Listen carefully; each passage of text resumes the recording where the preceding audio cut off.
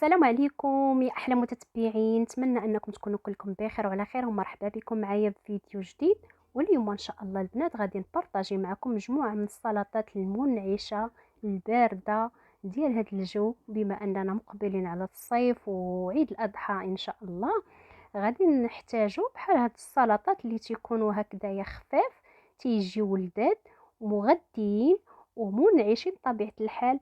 شاركت معكم هنايا 4 ديال الشكيلات، تقدروا تختاروا اي شكل منهم، يعني ماشي بالضروره انكم ديروهم كاملين.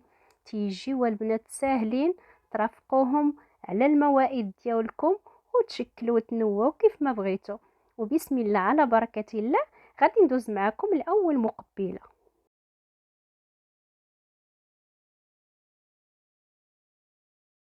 المقبله الاولى ديال الجزر.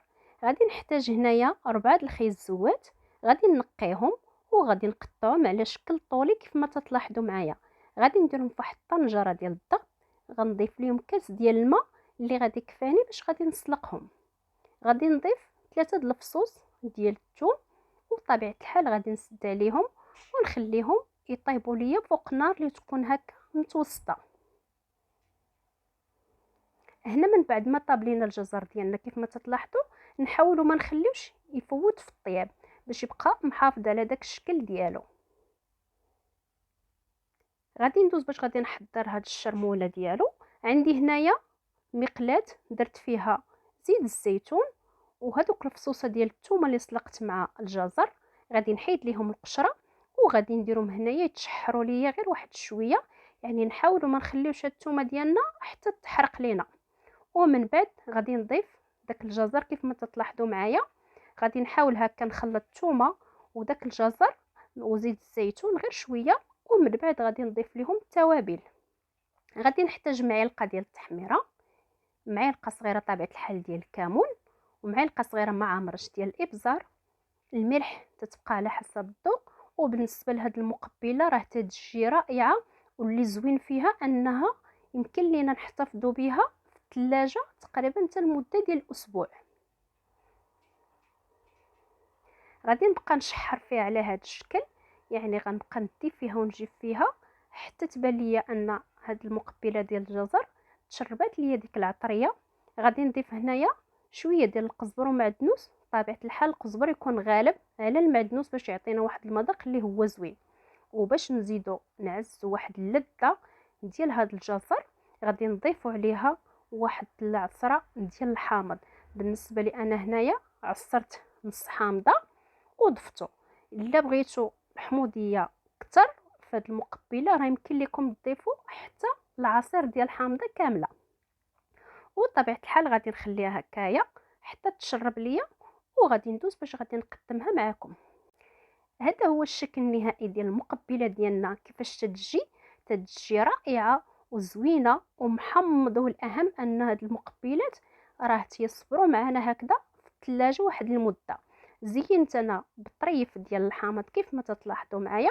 ودابا ان شاء الله غندوز باش غادي نشارك معكم المقبله الثانيه ان شاء الله. بالنسبه للمقبله الثانيه كيف ما تلاحظوا غادي نحتاج الفلفله.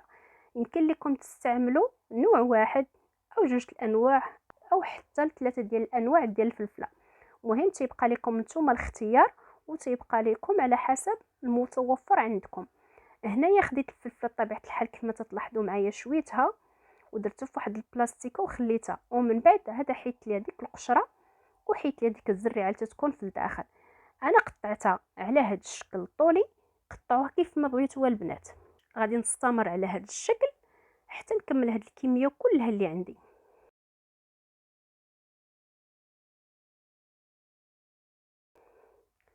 هنا كيف ما تلاحظوا معايا قطعت الفلفل على هذا الشكل، تيجيو هكا على شكل شرائح. وغادي ندوز باش غادي نحضر معكم الشرموله اللي غادي نستعمل ليها. طبيعه الحال ضروري من زيت الزيتون، درتو في واحد المقلاة. عندي وريقات ديال سيدنا موسى، شويه ديال الزعتر، وعندي 3 الفصوص ديال الثومه اللي هرستهم هكذا بالقاع ديال الكاس. بالنسبه لهاد المنسمات انا راه ديجا تناخذهم هكا طريين وتنشفهم عندي في الدار. طبيعه الحال كما لاحظتوا معايا الزعتر عندي واخده هكذاك طري ونشفته غير في الظل، منها تيحافظ على داك اللون ومنها تيحافظ لينا حتى على هذاك المذاق ديالو. درت هنايا ديك الفلفله ضفتها كلها كما لاحظتوا معايا. بالنسبه للكميه ديال الفلفله راه استعملت هنا 4 الفلفلات كبار. غادي نضيف هنا التوابل بطبيعه الحال، الملح، الابزار، شويه ديال الكمون. صافي غادي نخلي هاد الفلفله هنا حتى تشحر ليا مزيان وتشرب ليا هاد التوابل اللي ضفت ليها، وغادي نطفي عليها ونقدمها على هاد الشكل. يمكن لينا نقدموها بارده كما يمكن لينا ان نقدموها سخونه، راه تتجي لذيذه. والاهم ان راه يمكن لينا نحتفظوا بها حتى في الثلاجه، راه تتبقى معنا واحد المده. غندوز دابا ان شاء الله باش غادي نحضر معكم المقبله الثالثه، وهي اللوبيا الخضراء. تتجي رائعه البنات وغنيه. غادي نحتاج اللوبيا طبيعه الحال اللي سلقت هي والثومه، وخويت عليها شويه ديال الماء بارد باش تبقى محافظه ليا على داك اللون ديالها. غادي ناخذ مقلاة غندير فيها زيت الزيتون، وغنضيف ليها الثومه من بعد ما قشرتها، وغادي نضيف اللوبيا. بالنسبه للكميه البنات راه تتبقى لكم نتومايا على حسب الافراد الاسره ديالكم ولا الناس اللي عندكم. غادي نضيف هنايا معلقه ديال الملح، معلقه ديال الابزار، معلقه ديال الكمون، ومعلقه ديال القزبر يابس مدقوقه. بالنسبه للقياس ديال المعلقه راه غير صغيره بالنسبه لهاد الكميه اللي استعملت انا. ضفت القزبر ومعدنوس اللي نسمت بهم، وعصرت هنايا الحامض كيف ما تلاحظوا معايا، تيعطيها واحد المذاق اللي هو زوين البنات. غادي نحرك هاد العناصر ديالي كاملين حتى يتجانسوا ليا مع بعضياتهم، وتبان ليا ديك اللوبيا ان شربات ديك العطريه كيف ما تلاحظوا، ديك الزويته واقفه. وغادي نطفي عليها البوطه ونقدمها بالصحه والراحه. ونتمنى البنات تنال اعجابكم هاد السلطه ديال اللوبيا الخضراء. قدمتها هنايا مع الحامض مصير، تتجي ما شاء الله لذيذه واقتصاديه طبيعه الحال. غادي ندوز دابا باش غادي نحضر معكم السلطه الرابعه ديال الارز، الغنيه على التعريف، تتجي لذيذه ومشبعه. غادي نحتاج هنايا واحد الكميه تقريبا ديال الزلافه ديال الارز اللي طلقتها بشويه ديال الماء وصفيتها وخليتها على جنب حتى بردت ليا. غادي نضيف ليها خيزوه مسلوقه ومقطعه مكعبات، بطاطا حتى هي مقطعه مكعبات ومسلوقه. ضفت نصف علبه ديال المايز، وعندي هنا علبه ديال التونه او الطون، حيت منها واحد شويه ديال الزيت وضفتها هكا على هذا الشكل. المهم انا فرتتها صافي البنات. المهم النوعيه ديال الطور تتبقى لكم نتومايا اختياريه. غادي ناخذ واحد الزليفه باش غادي نصايب واحد الصلصه تتجي لذيذه بزاف. غنحتاج واحد 2 معالق ديال زيت الزيتون هنا تقريبا. غادي نضيف لهم معلقه ديال الابزار ومعلقه ديال الملح، وغنضيف الخل ديال عصير الحامض، وغنخلط الكل جيدا كيف ما تلاحظوا معايا. وغادي نضيفو على هاد السلطه. تتجي لذيذه بزاف واسهل منها ما يكون في التحضير. غادي نضيف هنايا واحد 2 معالق كبار ديال المايونيز. انا استعملت غير ديال العلبه، يمكن لكم الا بغيتو نشارك معكم ديال الدار خليوها ليا في التعاليق، حتى هي تتجي لذيذه وتتقام علينا اقتصاديه وتتلوح لينا واحد الكميه اللي هي كثيره.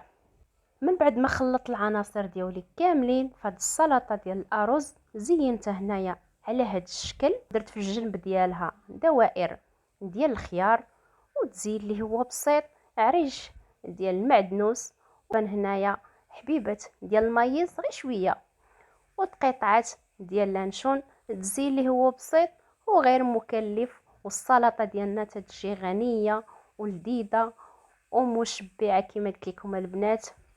نتمنى ينالوا الاعجاب ديالكم هاد السلطات الخفاف المنعشين اللي نقدروا نرافقوهم على الموائد ديالنا او كطبق رئيسي تيجي مغذي.